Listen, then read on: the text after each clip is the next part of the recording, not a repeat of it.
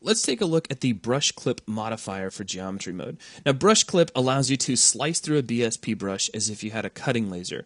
Using the properties, you can determine whether you're going to keep one half of the brush or the other half, or if you actually just want to keep them both, and as a result have two new brushes. Now, it's pretty easy to use, but in order to show off all of the features, I can't really use the builder brush because you can't have two builder brushes. So I can't slice them in half and have two separate ones. So what we're going to do is select our builder brush, and here in my viewport, I'm going to hit Control A and slide the red builder brush out of the way. Now, currently, I'm in brush wireframe mode, which is just making it easier for me to select these brushes here in perspective. And what I'm going to do is enter brush clip mode. Now, I call it mode, but basically we've entered the brush clip passive modifier.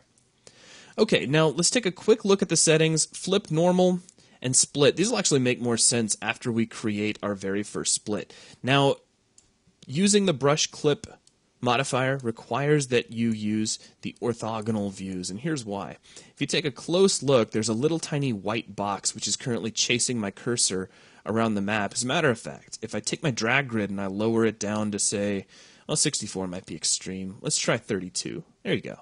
So now that box is really easy to see. This box allows you to control where you're going to drop a clip marker. So without even trying to describe what those do, let's just talk about dropping those. If we move the mouse to, say, right about here and tap the space bar, actually make sure you have focus in the viewport before you do that, you can tap the space bar, and we're going to create a single clip marker. Now, as I drag around, we get an interesting rubber band line that's kind of connecting to a second box. We also get a perpendicular line leading off of that rubber band line. That perpendicular line is a normal, and that's telling us which way this clip is facing. Now, what I'm going to do is tap the space bar again,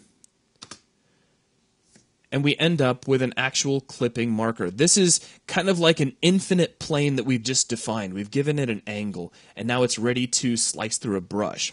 All I need to do is select the brush that I'd like to slice. So in this case, I'll just select my additive brush, and I can click Apply and watch what happens when I do. Half the brush disappears. Now I'll deselect to make it a little easier to see. We lost the half of the brush that was on the side of our normal. So that's important to keep in mind. Now what I'm going to do is reset. So let's go ahead and just delete out this brush. And we'll clear out the clipping markers. I'll just jump into edit mode and move the viewport, and that gets rid of those. Now let's grab our red builder brush again, and I'm going to make a new additive brush. So I'll just hit Control A again, and we'll move the red builder brush one more time. Now, once again, I'm just going to tap spacebar to put down a marker, tap spacebar to put down another marker. Now let's talk about the settings.